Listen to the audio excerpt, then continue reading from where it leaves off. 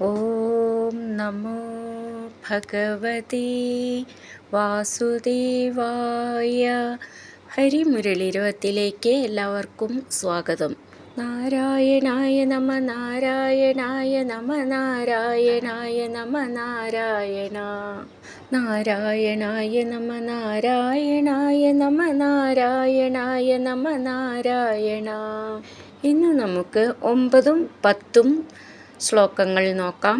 ശ്രീമന്നാരായണീയം ദശകം 37 കൃഷ്ണാവതാര പ്രസ്താവം. ശ്ലോകം 9.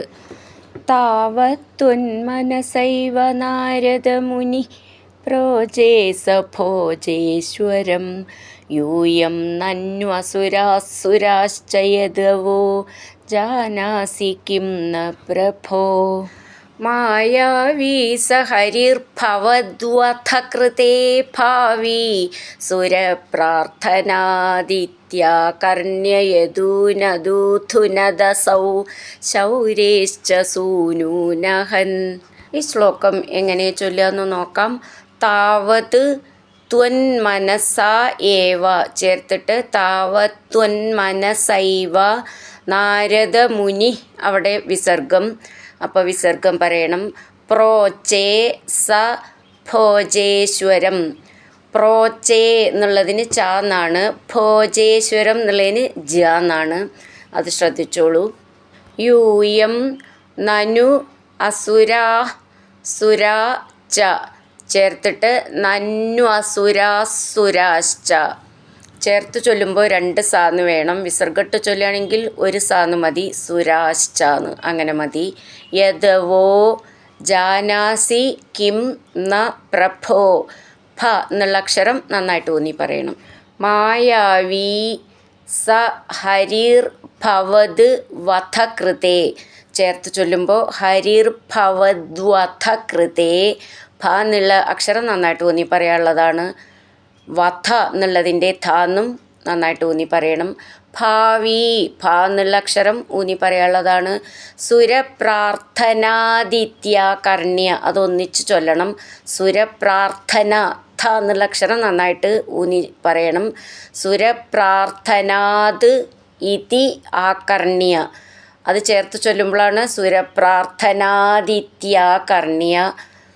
യദൂൻ അദൂഥുനദ് അസൗ അത് ചേർത്തിട്ടാണ് യദൂനദൂഥുനദസൗ.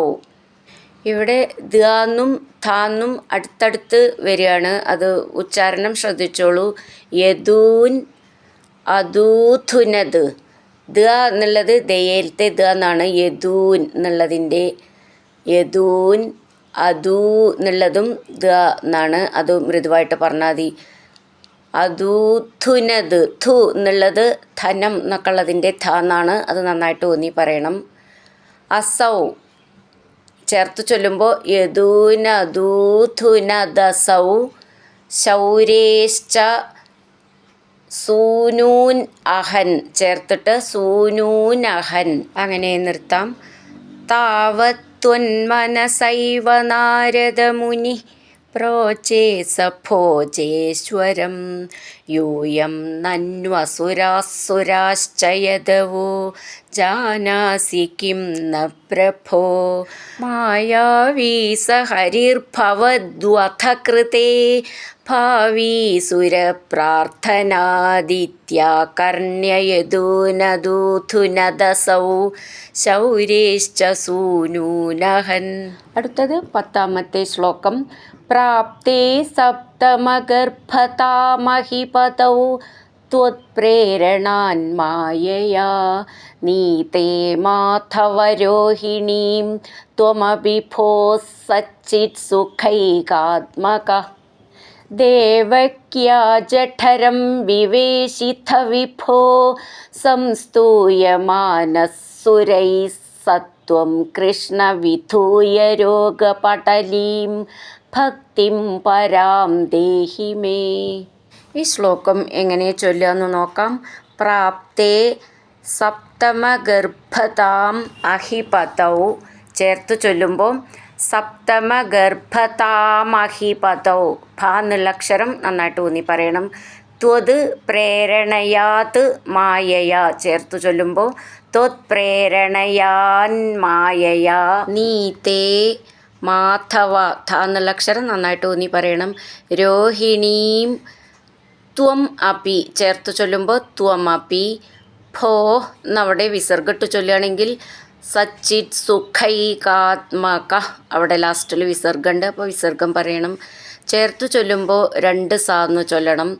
ഭോ സച്ചിത് സുഖൈകാത്മക അങ്ങനെ. ഖ എന്നുള്ള അക്ഷരം നന്നായിട്ട് ഊന്നി പറയാനുള്ളതാണ്. ദേവക്യ ജഠരം ഠ എന്നുള്ള അക്ഷരം നന്നായിട്ട് ഊന്നി പറയണം. വിവേശിഥ ഥ എന്നുള്ള അക്ഷരം ഊന്നി പറയാനുള്ളതാണ്. വിഭോ ഭോ എന്നുള്ള അക്ഷരം ഊന്നി പറയണം. സംസ്തൂയമാന സുരൈ സ ത്വം കൃഷ്ണ ചേർത്ത് ചൊല്ലുമ്പോൾ സംസ്തൂയമാനസുരൈ സത്വം കൃഷ്ണ ചേർത്ത് ചൊല്ലുമ്പോഴൊക്കെ ഡബിളായിട്ട് ചൊല്ലണം ആ അക്ഷരം സു എന്നുള്ളത്, അതേപോലെ സ എന്നുള്ളത്. അവിടെയൊക്കെ വിസർഗിട്ട് ചൊല്ലുകയാണെങ്കിൽ 1 സാന്ന് മതി. സംസ്തൂയമാന സുരൈ അവിടെയും വിസർഗം ചൊല്ലുകയാണെങ്കിൽ പിന്നെ സ ത്വം കൃഷ്ണ. വിധൂയ ധൂ എന്നുള്ള അക്ഷരം നന്നായിട്ട് ഊന്നി പറയാനുള്ളതാണ്. രോഗപടലീം ഭക്തിം ഭ എന്നുള്ള അക്ഷരം നന്നായിട്ട് ഊന്നി പറയണം. കാത്ത എന്നാണ് കൃതി എന്നുള്ളത്. ഭക്തിം പരാം ദീർഘം മുർക്കം ദേഹി ദ എന്നുള്ളത് ദയിലത്തെ ദേഹി മേ അങ്ങനെ നിർത്താം. പ്രാപ്തേ സപ്തമഗർഭതാമഹിപതൗ ത്വത്പ്രേരണാൻ മായയാ നീതേ മാധവരോഹിണീം ത്വമഭിഭോ സച്ചിത് സുഖൈകാത്മകഃ ദേവക്യാ ജഠരം വിവേശിഥ വിഭോ സംസ്തൂയമാനസുരൈ സത്വം കൃഷ്ണ വിധൂയ രോഗപടലീം ഭക്തിം പരാം ദേഹി മേ. ഹരിനാരായണ ഗോവിന്ദ ജയ നാരായണ ഗോവിന്ദ ഹരിനാരായണ ജയ നാരായണ ഗോവിന്ദ ഗോവിന്ദ ഗോവിന്ദ.